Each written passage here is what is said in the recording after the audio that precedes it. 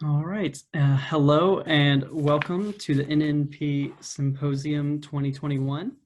Um, During this block, we are joined by Michael Garofalo, and he has been in the numismatic field for 42 years. Um, as a professional, he began his career starting his own business as the president of Liberty Numismatics. Um, as an active wholesale dealer, he attended coin shows across the nation, became the newsletter editor for the Society for United States Coins, and later served as president. He joined APMEX, the largest bullion dealer in the country, in 2008, where he served as vice president and director in numismatics. He retired from APMEX in 2019 and is now a feature writer for the PCGS Rare Coin Market Report and for the Coin Dealer newsletter. His first book is being published by Gray Sheet Publishing sometime this year. Welcome, Michael. How are you doing? I'm doing great, Matthew. Thank you. How are you? Doing good. All right. Now, can you see the screen that I'm currently sharing? Yes. Perfect.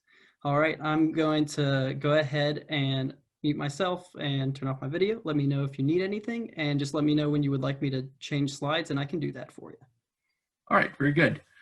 Well, let's start. Good morning, ladies and gentlemen. I'm Mike Garofalo. As Matthew said, I want to thank you for joining. This presentation is a conglomeration of what I've learned over the last 42 years as a coin dealer, and really what I've learned over the last 50 years as a collector as well. And what you'll see here will be not only my thoughts for how to be successful as a collector, but those of some of the dealers that I've gotten to know and who become my friends over the years. Some of these folks are very well known. Andy Seminario, Jim Carr, Tom Caldwell, Greg Hannigan, Kevin Lipton, and for information on CAC, I went direct to the source, John Albany. So these gentlemen, and I have an accumulated experience of about 250 years in the coin business and as collectors. So hopefully what this presentation will do is help you understand a little bit about how we look at the coin business and the coin hobby, and help you decide what you would like to do and how you would like to assemble your collection, and ultimately what you can get from it, the enjoyment of it, a little bit of profit at the end as well too. So, all right, so I'd like to start the first slide here. We will talk about really what collectors need to know. So next one, Matthew, on really what we want to talk about is what these items are. Bullion, semi-numismatic items, or numismatic items, really what you should collect, and that's a decision that you're going to need to make, and not me. No one really should be telling you what you should collect. You should really collect what is important to you. The different factors that affect the price, what something is really worth, where you should buy things. There's a lot of different venues available to you. This is a relatively new slide, and it's a new chapter in the book that I've just written. And it's about black swan events, and what spurred this on obviously was the coronavirus, and how these things can affect the current market. And then other things, for example, whether certified coins or raw coins make more sense, whether to have these coins sent to CAC for their approval, understanding that knowledge is king, how important grading is, selecting a dealer, which is really extremely important, joining the club, and how to negotiate better prices. Now, the next slide is for novice dealers. And that's a good part of the audience as well, too. And these are the topics we're going to cover, becoming an expert, what you should deal in, going to coin shows, how to embrace and use technology, borrowing, because that's a topic that, every dealer is faced with, getting a mentor, your word being your bond, living within your means, learning to say no, treating collectors well. The markets are cyclical, coin shows, and security. So that these are really topics that, if you're starting off as a dealer or would like to do it, these are things that you need to consider. All right, so for the next slide, we're going to start talking about collectors, and let's move to the first slide here, and what collectors should know. Bullion, semi-numismatic, and numismatic items. Well, bullion are things like rounds or bars or sovereign coins. And the difference is, like, a round is just a round piece of metal, gold, silver, platinum, or palladium. Bars are bar shape. Sovereign coins means that they're issued by a sovereign government. The Royal Canadian Mint, the US Mint, the British Royal Mint, etc. They actually have a value to them beyond the value of the precious metal. But all of these things, the driver for them is really the spot price of the precious metal. If you want an ounce of silver and it goes up $2, the spot price does, during the day, you've made $2 or more on each ounce that you happen to own. Conversely, if the price goes down, you've lost money. So really, bullion is relatively easy in that what you learn is the bullion price is really what is going to affect the actual value of the items themselves. Semi-numismatic items are a little different in that they are affected by spot prices to some degree, the difference being in that they also have some collector value as well. And the collector value is really what's going to determine the actual value of the item over and above the spot price. So semi-numismatic items are things like koalas or kangaroos, or maple leaves, but the backdated ones, the ones that have some collector value to them. And then the last qualifying item or type of item are numismatic items. And these are things like US coins or currency, which has no, obviously no precious metal value.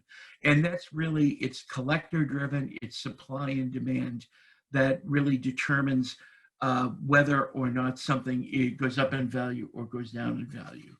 And those are really the basic types. And again, that was a pretty basic slide. I'm sure everybody understands that, but it's good to know what the drivers are and what makes something go up or down in price. Next slide. And so here, what should you collect? Well, that's a difficult question to answer. And really the person who can answer it is you. And what I mean by that is, if you look at the first picture there, you have a collection of Lincoln cents. It's great. Most collectors start off with them. It's a good series to collect, but some people get bored with the fact that, gee, everything here looks exactly the same. The problem with collecting just one series is, if the series goes down in price for whatever reason, there's more supply in the market than there is demand, suddenly your collection doesn't increase in value. For something a little different, the next three pictures there are of classic commemorative coins in their original holders. And there are people who try to put together collections like that. Really, what is important, and this is the recurrent theme throughout this entire presentation, is when somebody asks the question, or you pose it to yourself, what should I collect? Really, collect what you like. If Lincoln cents and Buffalo nickels or military payment currency, if that's what interests you, that's what you should collect. I can't stress that point enough. And early on, when you're starting off, you want to try and collect a bit of everything, and that's fine to start off with. You know, one of the easiest things to do in the coin hobby is to spend money. One of the more difficult things to do from it is to make money. And so that, you know, most collectors don't start off saying, I'm going to collect this because I know it's going to increase in value. But, you know, deep down inside, everyone wants to see their investment, to see their hobby grow in value. So however you know, look at your hobby, and that, really be comfortable with what you're collecting, have fun with it, enjoy it. Because if you're chasing a hot series because everybody wants these right now, it can be fun. It can also be a little risky, as the prices can drop in a moment's notice. So I can't stress that enough to you, to really collect what you enjoy. That's the most important thing. Forget about everything else. That's of less importance. What's really more important is that you enjoy your hobby and have fun with it. Okay, on the next slide, let's talk about premiums. And again, the thing I will mention is, today we're in a different kind of a market, and we'll talk about black swan events in a moment. But this slide, if you will, the chart on it, these are the typical types of premiums that you should expect to pay, depending on whether the item is generic, meaning it's common, scarce, it's not the most common item, maybe a little bit difficult to find, or rare, it's difficult to find in any grade, rarely seen. And these are the different types of average premiums. Now, again, you might be going for something that's incredibly rare, and you know, where we say that it might be a rare premium might be 50%, that might be too low. All this is just a guide for you. But in a typical market, not what we have today, and we'll talk about that. In a typical market, if you're buying an ounce of gold, you would normally expect, on something fairly common like a gold eagle or a Canadian maple leaf, to pay a 2% premium on average. Today, those premiums are much higher, and that's because we're in the middle of a black swan event, and we'll get to that. We'll explain that in another slide or two. But what's important about this slide is just to know that on common items versus, you know, on common bullion items versus semi-numismatic items versus numismatic items, they will go up in premium, generally speaking. And the bullion items sell more quickly. They're much easier to sell on the other end. So that's why you're paying a little bit less of a premium. You're getting a little less of a premium in return when the time comes to sell them. But again, this is not today's inflated premiums, and we'll talk about that in a moment. On the next slide, let's talk about how to price things and where do you go for pricing sources. When I started off collecting, you know, 55 years ago, there were two pricing sources. There was the blue book of US coins, and there was the red book, the guidebook of United States coins. And dealers would buy at blue book prices that were published in that book, and they would sell them at red book prices. The blue book was wholesale, the red book was retail. It was pretty simple back then. Prices today are a lot more volatile. They're a lot more active. And so that you can't really rely on a book that is published a year or so in advance. There are plenty of coin magazines out there, Coins, Coinage, and you know, and others, and they have pricing in there. How reliable are those prices? Again, these are published well in advance. They may not consider what's going on in the current market. So when you're looking to a published price like this, that only comes out, you know, on an occasional basis, maybe a monthly, quarterly, or annual basis, you have to understand that these prices, by the time you see them, are a little bit old. On the next slide, you'll see why just going to eBay, which is a great source for pricing, doesn't always quite make sense.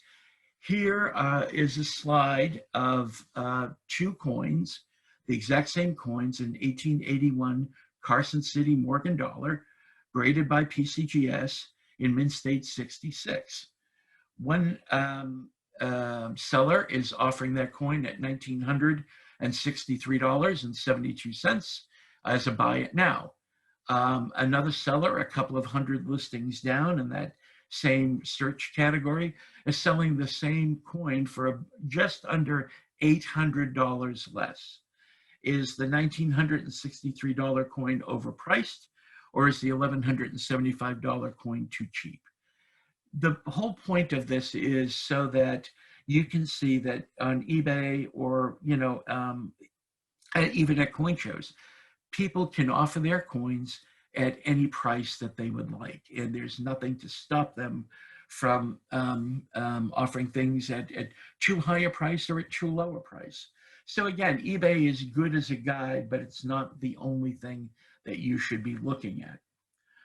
On the next slide are auction comps. And auction comps are when you go to, this is a slide from Heritage Auctions. You'll see that when you go there, one of the things that you can look at are the items that sold previously. And that's what we in the industry call auction comps, comparable prices for comparable coins.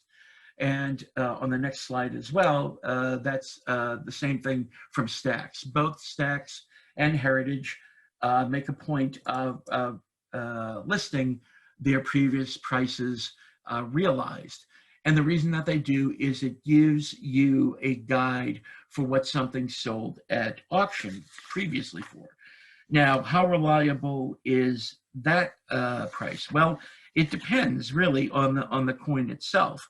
It may have a reserve, and the reserve may be too high, or there may be sometimes the price may have started off a little too low on something. So, auction comps are good, but they're just yet another tool for you to understand how something should be priced. On the next slide, this is usually where I start, and I start with the gray sheet. And again, this is for US coins. If you collect currency, they have a product called the green sheets, which lists most of the popular major US currencies. If you're collecting other things like tokens or metals, you really do have to rely on auction comps and prices realized on eBay.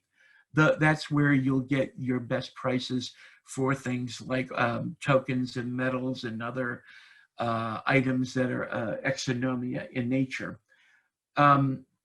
If you're collecting world currency, then you have something called the PIC catalog, where the items are listed by every country, and they have prices in it. But again, these are older prices. So if you're collecting world currency, something you might want to consider at that point is go to the PIC guide, see what, when the book was published, what the item was worth at that time, and then modify those prices by looking at a heritage sale or a stack sale of world currency to see if you find that same item, how much the market has gone up or down on these things. But really for US coins, the gray sheet, which has been around since 1963, is a great place to start. And, some dealers and some collectors will say, well, they're wrong on this price or on that price, but they're managing hundreds of thousands of coins in various grades. They do a pretty good job at making sure that the prices are relatable to current bids that are out on their system and auction results that they've seen. So, knowing where to start off is a good thing. Now, from that, if we go to the next slide, we'll start seeing that there are factors that affect the price that you may not apply to each coin. And those factors are strike, luster, toning, and provenance. And let's talk about those. Strike is the amount of detail on a coin after it's struck by the mint. And a coin can be weakly struck, have an average strike, or it can be very well struck. And what you see on this chart here is the NGC coin grading scale.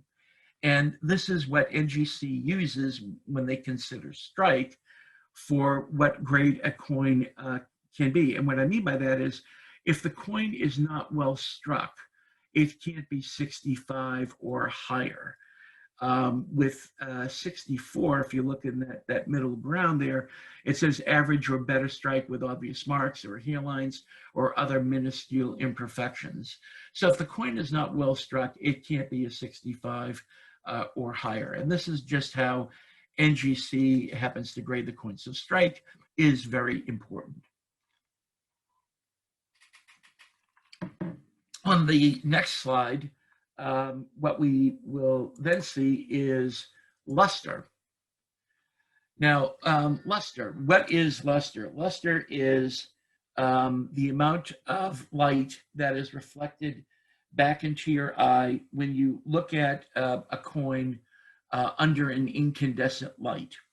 And what it is that if you read the description here, and it talks about when a coin struck, the metal flows into all the design recesses. That creates the relief on the coin and makes all the details in the die visible. So really what happens is when you rotate the coin under a light, the light that's reflected back into your eye from the coin, that's the luster that you see. And that really is an important thing. And it's important because the luster, it shows you any imperfections on the coin, and it also improves the eye appeal. So if a coin has great luster, a coin generally has very good eye appeal. So that's an important consideration. On the next slide, again, this is provenance. And all that is simply is, was this coin part of a famous US coin collection? And here's a list of them from the 19th century up through the 21st century. And these are the major collections that have gone across the auction block, and coins from those collections tend to increase the value of something. If something was part of the Norweb collection and was sold in one of the great Norweb sales, it tends to bring a higher premium than a coin that wasn't. So provenance does affect the price of the coin. Next slide, please, Matt. And on here, let's talk about toning. This is a great coin. This is a 1926 Oregon Trail commemorative $50. It was sold in a public auction in 2004. The coin was graded 67, and at the time, the coin was bid at $2,000. When the hammer finally fell on that coin, it brought 34.5 times the gray sheet bid. It was hammered down for a cool $69,000. The reason that the coin brought that much of a premium was the dealers fought for the coin, and ultimately it was two collectors who battled it out. And they both fell in love with the coin. The toning was spectacular. And for a coin to bring that high a premium, it's very unusual, but this coin is one of a kind. It's now in a 69 holder by one of the major third-party grading services. And interesting to note that after the auction, the underbidder on the coin actually bought it from the high bidder, and he now owns it, and it's part of his collection. So if anybody says to you that toning doesn't affect price very much, they could not be more wrong. Particularly in a market like this, toning is very important. It has to be eye appealing, it has to be natural, obviously, and it has to really enhance the value of the coin. And here's a great example of how toning can really influence the price of a coin. All right, so now let's go to the next slide. Where should you buy coins now, or currency, or items of exonomia? Where do you go? Do you go to a coin show, a local shop? Do you buy them online? Do you go to auctions? Well, let's talk about the benefits and the drawbacks for each one. At a coin show, there are lots of dealers and inventory there. You really do get to compare prices and inventories. You can get second opinions on your purchases. Dealers are generally more competitive at shows because there's a lot of competition. The downside to buying at a coin show, where do you start? There are, thousands and thousands and thousands of coins there. Comparing prices for similar coins can take hours or days even. The lighting might not be the best, and sometimes dealers pressure some of the collectors who are sitting at their table for a long time. They want to make sure that you're buying because they need to sell while they're there. So there's good and bad at coin shows, and I do encourage people, collectors and dealers, to go to coin shows because it's a great learning experience, and we'll talk about that as well. So now let's go to the next slide to see how do local shops compare. Well, at a local coin shop, you can build a relationship with that dealer. He or she could save coins for you, knowing that this is something that you're trying to buy. You build a relationship, you get a better price from the dealer. They're generally willing to work with you, and he'll know about your collection. He'll know what you have. He'll know what you're looking for. There's a lot of benefits to working with your local coin dealer. The downside to it, well, he has limited inventory. There's only one dealer there, and it may not be a quick moving inventory. He may not go to as many shows as you want to go to, so his inventory might not change very often. He may not buy what you like. Remember that the whole key to being successful and happy having a coin collection is to buy what you like. And sometimes to buy what you like puts you at odds with the local dealer. He may not like that series. He may not find it to be financially worthwhile. You sometimes with a local coin shop, if it's non-competitive pricing, you either take the price or leave it or make a close counter offer. So, again, these are some of the downsides to it. But remember, though, too, that, this is something that you should consider. It's part of where you want to be. Every dealer has limits on their individual knowledge as well, too. So that's one of the downsides. Now, let's go to the slide for online shopping. And with online coin shopping, the benefits are you have great images. You can shop 24/7. There's a ton of competition out on the web. If you go to eBay to do it, it's really one-stop shopping there. You can see 1 million US coins just by going to that one website.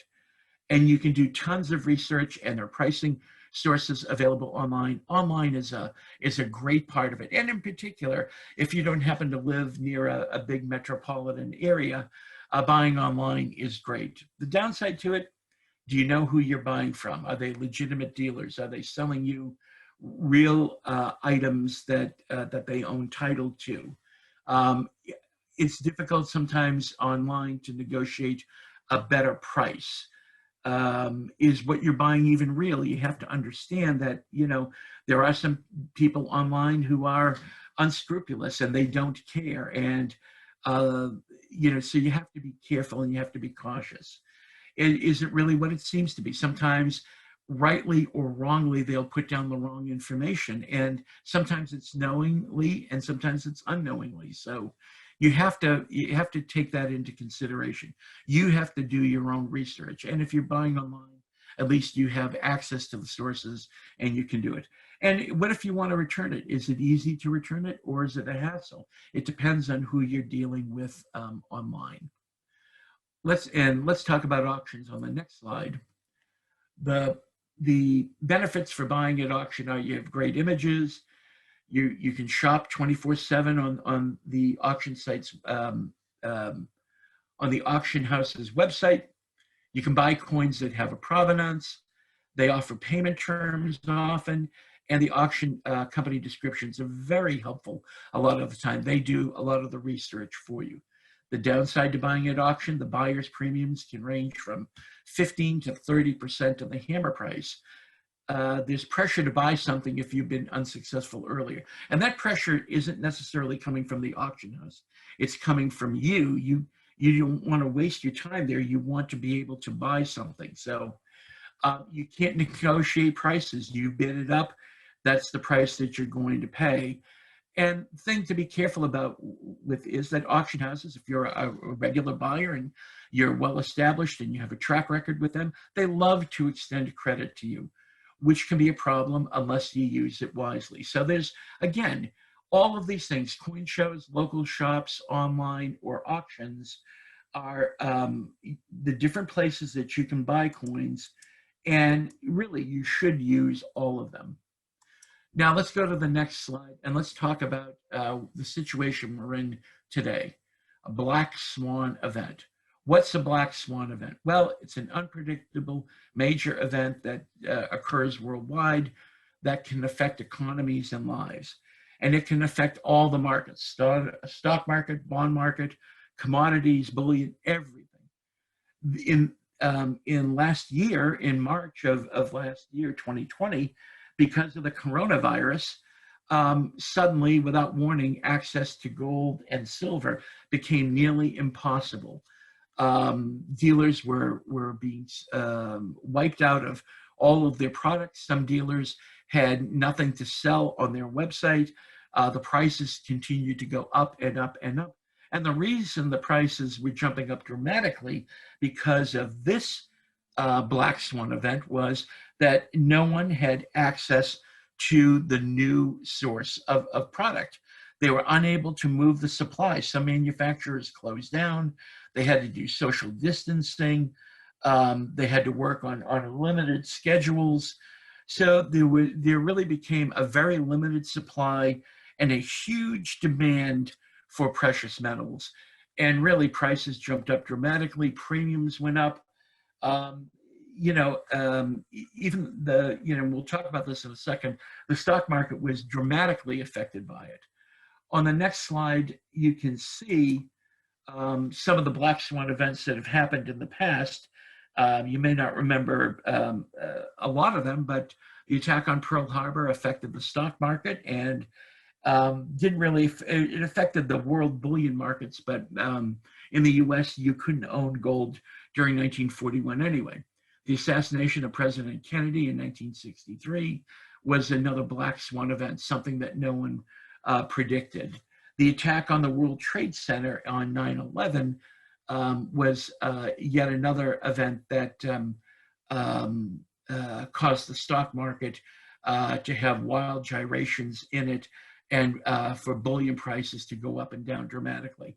The housing crisis in 2007 really affected the stock market. It affected the housing prices, and it dramatically affected the price of bullion. Bullion was in high demand. And then the coronavirus hit the US in mid-March of 2020. So going to the next slide, really how to survive that. And an important thing to do is, as a coin collector, as a dealer, how do you survive these things? Well, acquiring a small stake, 10 to 20% in precious metals is not a bad thing. And, you'd say, well, is now a good time to buy? I always recommend to people that you buy via the dollar cost average method. And what I mean by that is if you have $10,000 to spend $2,000 now, and a couple of months from now, spend another $2,000. And you buy at whatever the current price is. And overall, you're buying at 5 different price levels that way. And it allows you to come up with an average price that should be a little higher or a little bit lower than what you normally would have paid if you had just bought it all at one time. Because the problem is when you buy it all at one time, you don't know whether the price is going to move up or down.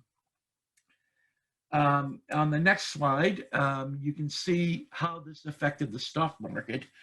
And in the Dow Jones Industrial Average in January was around 27,000. In March, as you can see, the drops that were made on the 9th of March, the stock market fell. The Dow Jones Industrial fell more than 2,000 points that day. On the 12th, it fell 2,352 points, another 10% drop. And on the 16th, which was called Black Monday, it fell nearly 3,000 points, 2,997 points. So that was a drop of 13%. So you can really see how this affected not only the bullion market, but how it affected the stock market, and that put tremendous pressure on the bullion market. Okay, so now that you know what a black swan event is, let's talk about coins. Now, do you want to buy certified coins, raw coins, PCGS, NGC, or CAC coins? On this next slide, let's talk about certified coins. Certified coins, they've been graded by an independent third party. They've been graded by consensus. They're sealed in a see-through holder. They can be sold on a sight unseen basis. They're well suited really to more expensive coins as they weed out problems. Now, I know some collectors, they want to hold the coin in their hand, but if you're serious about what you want to do and you're buying more expensive coins, there's some really good advantages, as we point out here, in having coins that are certified. The grading is generally spot on if you're using a reliable grading service. And the reliable grading services, in my opinion, are PCGS, the Professional Coin Grading Service, and NGC, Numismatic Guarantee Corporation. Clean coins or doctored coins or altered coins, they noted and they're described as having details rather than just as simply for them to grade the coins. For more expensive coins, they assure the grade and thus the value. So, I know collectors love to hold raw coins in their hands, but if you want to protect your investment, particularly on more expensive coins, certified coins are the way to go. Let's talk about raw coins on the next slide. Raw coins have not been graded by an independent third party. They're not graded by consensus. You really can only sell them on a sight-seen basis. They're well suited to less expensive coins, but your grading and my grading can widely vary. And unless your grading skills are really top-notch, it's hard to tell whether your coin has actually been doctored. So the most important thing for you to know is if you're going to collect raw coins, stick to coins that are not incredibly expensive, and most important thing is improve your grading skills. That's really the key element in this. Is you really do need to know how to be able to grade if you're going to spend money on raw coins. On the next slide, let's talk about PCGS and NGC. The advantages are it's an independent third party. They've been graded by consensus, meaning that a minimum of 3 highly experienced graders have looked at the coin, and 2 out of 3 agree on the grade. They can be sold on a sight unseen basis. They're well suited to more expensive coins, cleaned or doctor coins or alter coins. They know when they see one of those. So again, if you want to put together a nice collection and you want to have some expensive coins in it, in order to complete your collection, trusting PCGS or NGC graded coins is a good thing. And the more graded coins by PCGS and NGC that you see, the greater the better your grading skills will become. On the next slide, let's talk about CAC coins. CAC, Certified Acceptance Corps, they review PCGS and NGC graded coins. They select the coins that they feel are premium quality for the grade. So if it's a PQ coin, if it's really nice for the grade, they'll attach that little green sticker on it. And if the coin is undergraded, they feel that the PCGS or NGC undergraded the coin at the time, they'll affix a gold sticker to it. On very expensive coins, CAC stickers really do increase the value and desirability of those. So you will pay a premium for CAC approved coins, but in many instances, it's worth it. On the next slide, this is something that you've heard a million times.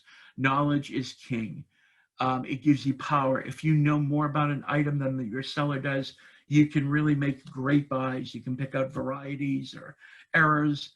The possibilities are really endless. You become the expert. So really, if you find a series of coins that you want to collect, read about it, read all that you can, study it, become knowledgeable about it. It feeds your passion, it feeds your desire. Putting money into books, as you can see by this next slide, is an important thing. That's part of my library. I have about 300 volumes of different coin books, and I live by them. They are what has helped make my life as a coin dealer successful, and it's fun to understand the history and to share that history with people as well. On the next slide, let's talk about what's really important here is learning to grade. Grading determines the price. Learn to grade, really get good at it, then get better at it. Take those ANA grading seminars during the summer. It's very important to do. You know, if you ask questions of more experienced collectors and dealers, they'll help you understand what you need to know about grading or why something is a particular grade. And I encourage you to look at PCGS's photo grade on their website and the NGC grading scale on their website. They want you to know how they grade coins, and it's a great way to learn. And on the next slide, you'll see the proper way to grade a coin is in a dark room using only incandescent light, and use your magnifier to see the details, not to grade the coin itself. But you want to see the specific details. You want to look at a mint mark or die variety or something, you need a magnifier. On the next slide, joining clubs, very important. The ANA is a great idea. There's local clubs, your local regional or city coin club is a great place to go, make friends, learn, do some show and tell, and get an education. Collectors want to help each other. Now let's talk about selecting your dealers on the next slide. Find one or more dealers who will listen to you. Find somebody who'll spend time answering your questions. Somebody who'll work with you to help you improve your collection. And somebody who makes a two-way market. They'll sell you coins, but they'll buy coins back from you. Find a dealer who'll stand behind what they sell you. You can find somebody who really wants your business and who'll take time with you. Look, there's some dealers who are going to try and push coins on you. Find somebody who will listen to you, because there are plenty of dealers who will. And remember, again, you've heard me say this already a dozen times, buy what you like rather than what somebody else wants to sell you. On the next slide, let's talk about negotiating prices. Very important thing to know. Be friendly. Dealers like people who are friendly. Who doesn't like somebody who is friendly to them? Be knowledgeable. Don't offer a dealer less than what the gray sheet bid is on something, because he knows he can sell it wholesale for that price. So understand that the dealer needs to make a little profit too, but he doesn't need to make too much. Do not expect to buy a fabulously rainbow toned coin at bid, or a coin that's especially well struck for the issue. The key is be reasonable. Make offers that are reasonable for the coin that you want. And if you're at a coin show and dealers are in the middle of a big deal, try to be patient. You know, the thing that you have to understand is a dealer is there. It probably cost him between $2,000 and $10,000 to go there, to bring his team there. They need to sell in order to break even for the cost of the show. So, you know, be patient if he's in the middle of a deal. And you're trying to get a better price on a $200 coin, and he's in the middle of a $10,000 deal. And very important is, do not renege on a deal. And what I mean by that is, if you say you're going to buy something, honor your word, be dependable. If the dealer can trust your word and you can trust his or hers, then that's the basis for a great long-term relationship. So really, if you say you're going to do something, buy something, then, you know, really do it. And let's go to the last section here, which is really for novice or aspiring dealers, but it's good for collectors to know this stuff as well. On the first slide is for dealers. What I'm saying to a young dealer starting out is read and research. You think you know a lot? No, become an expert in all numismatics. Try, you can't know everything about every topic, but being an expert in one single area is great, but it's a little risky at times. That area can go out of favor. The market can get flooded with your favorite products. So it's safer to be a more well-rounded numismatist, somebody who can buy all the different things, bullion or pre-33 gold or exonomia or currency. The more you know, the better off you are. Number two, on the next slide, go to coin shows. It's a great place to learn what's going on in the market. Great auctions happen there at coin shows. You learn really a great deal of the show, and start locally. Then go to a regional show. Then go to a major show like the Fun Show or one of the ANA shows or Long Beach or Baltimore. These are important shows to go to. You'll learn a lot as a young dealer starting out by going to these shows, and you'll meet dealers who are from different parts of the country who will become your trading partners and your lifelong friends. And really, you'll make money dealing with people who become your friends. It really is a great life. I've enjoyed it for the 42 years that I've done it, and it's fun being with people that you like and you enjoy. On the next slide, technology is your friend. You don't need every bell and whistle. You do need to know that technology can help you. So there's, a lot of things that you can do from a technological standpoint, but, put your inventory out there on it, build your database, and build your database of collectors so you can help them and you can remember what they're trying to buy and the coins that they need for their collections. You can become a more successful dealer by working with collectors and helping them and reminding them of things that they want to buy and need. The next slide, borrow lightly, very important. You go to coin shows, you attend auctions, the consignment directors will get to know you. They'll offer you AHC auction house credit. Be very careful in how you use it. It's easy to get in over your head. I know that's common sense, but sometimes you get caught up in things. So be very careful when it comes to auction house credit. Next slide. And I've seen dealers buy too much at auctions, and 25 days after the auction, they're selling their auction coins for less than they paid for them. So by all means, use it, but use it wisely. On the next slide, get a mentor, somebody who will help you make good decisions. They'll introduce you to other dealers.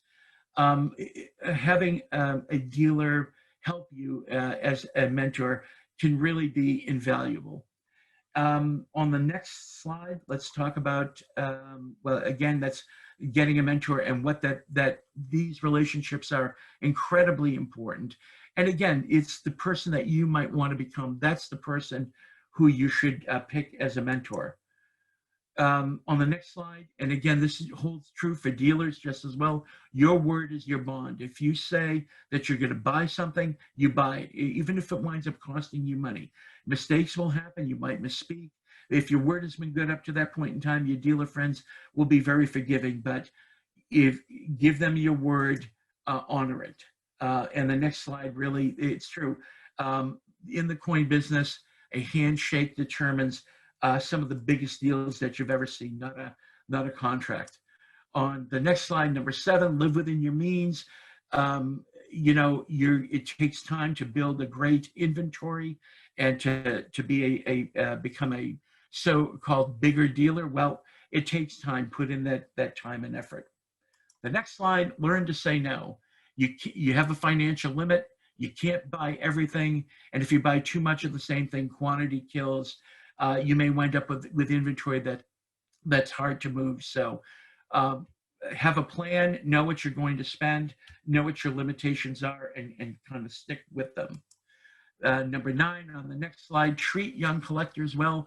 I always used to bring my red books, my old coin worlds and coin magazines to shows, give them to kids, give albums to kids. It's a great thing to do. You're helping collectors learn that dealers are not there just to separate them from their money. You're building for the future. And the last slide is really all markets are cyclical. Not everything goes up, not everything goes down, but in time that they will. So something is really hot today doesn't mean it will be tomorrow. It's really just common sense. So remember, diversifying your collection in your inventory is very important. And that brings me to the last slide. I just want to say thanks for your time today, and for the time that we have left, I'll be happy to answer any questions. Absolutely. Thank you so much for the presentation. This is a reminder to the participants that you can use the Q&A feature on your device to post in questions, and we'll gladly try to answer as many of those as we can within the next 7 minutes.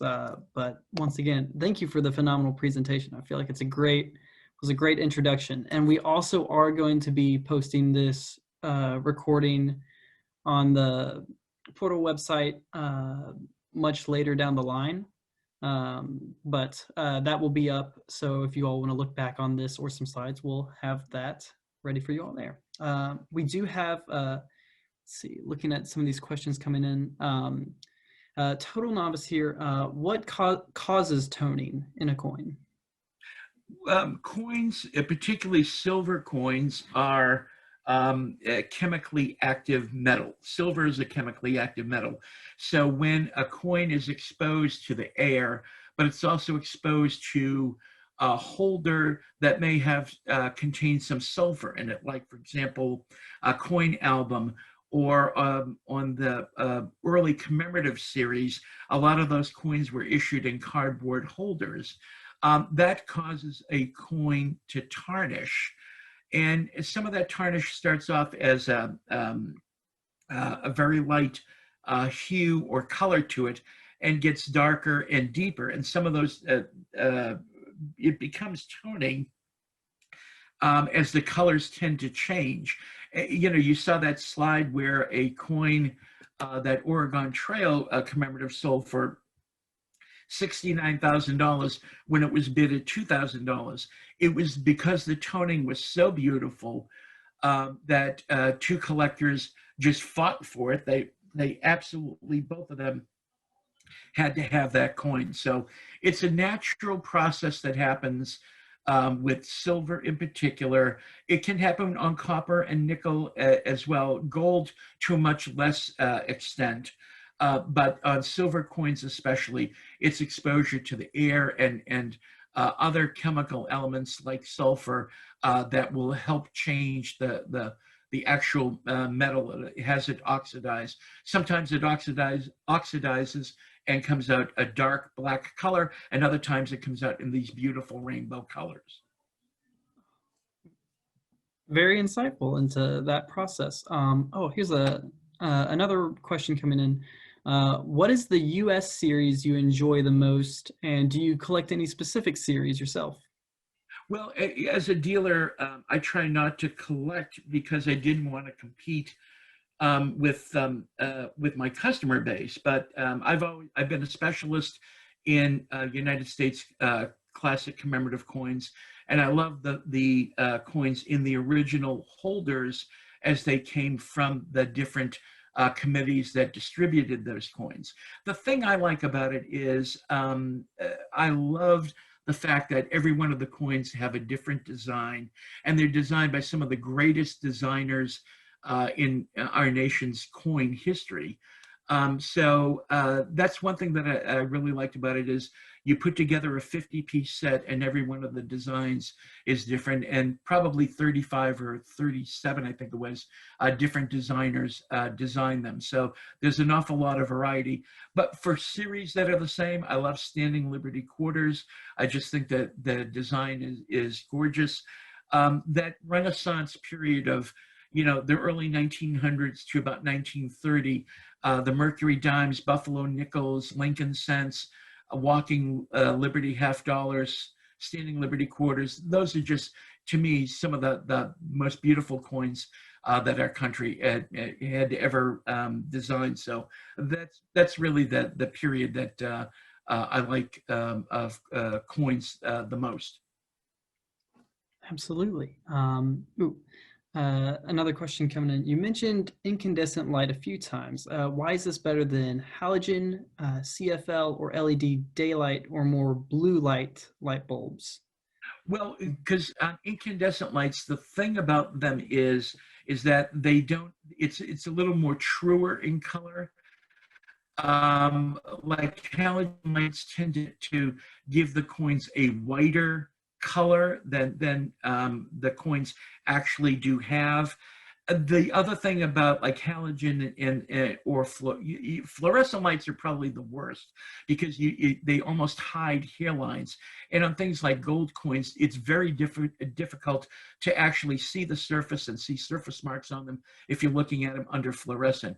So really, for grading coins and grading them quickly, incandescent light bulbs are the best. It's what the grading services tend to use. You know, I grew up with it. I'm a little partial to incandescent lights. There were no halogen lights when I started off, but it's because you see a truer color and more of the surface of the coin is why I like them the best. Absolutely. Just sort of giving you the clearest perspective or the most detail from that lighting. That's great. Exactly. I think we have about time for a couple more. What would you consider some of the three easiest coins to sell? Well, Morgan dollars are one of the most widely collected coins in the world. They're very easy to sell by virtue of the number of people who are collecting them. Lincoln Cents is another series that's one of the longest running series from 1909 till today, and still going strong. They're very popular in that regard. And then something else that's very easy to sell and a lot of collectors love them really are American Silver Eagles. They're great coins. And, for the first time in 35 years, starting next month in April, the Mint is going to give us a different reverse on the coins. So it's a great series, started in 1986, easy to complete.